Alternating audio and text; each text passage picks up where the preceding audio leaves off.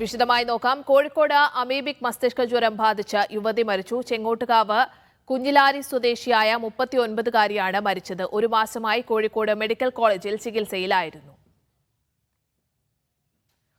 സലാം മുഹമ്മദ് വിശദാംശങ്ങൾ പങ്കുവയ്ക്കാൻ ചേരുന്നുണ്ട്. സലാം, മരിച്ച ആളുമായി ബന്ധപ്പെട്ട കൂടുതൽ വിശദാംശങ്ങൾ എന്താണ്? എപ്പോഴാണ് മരണം സ്ഥിരീകരിച്ചത്?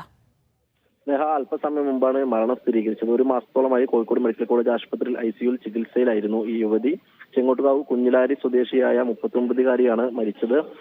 ഇത് നേരത്തെ കോഴിക്കോട് ജില്ലയിലൊക്കെ തന്നെ ഈ അമീബിക് മസ്തിഷ്കം സംബന്ധിച്ച ആശങ്കകൾ ഉണ്ടായിരുന്നു. അത് അല്പകാലം മുമ്പ് ആശങ്കകളൊക്കെ തന്നെ മാറി നിൽക്കുന്ന ഒരു സാഹചര്യത്തിലാണ് ഇപ്പോൾ വീണ്ടും ഒരു മരണം ഉണ്ടായിരിക്കുന്നത്. പ്രധാനമായും അമീബ തലച്ചോറിലേക്ക് പ്രവേശിക്കുകയും തലച്ചോറിന്റെ കോശങ്ങളെ ഗുരുതരമായി ബാധിക്കുകയും ചെയ്ത് അങ്ങനെ മരണം സംഭവിക്കുന്ന ഒരു അസുഖമാണ്. ആ രീതിയിൽ അങ്ങനെ ഒരു പ്രതിസന്ധി നിലനിൽക്കുന്ന സമയത്താണ് ഇപ്പോൾ വീണ്ടും മരണം ഉണ്ടായിരിക്കുന്നത്.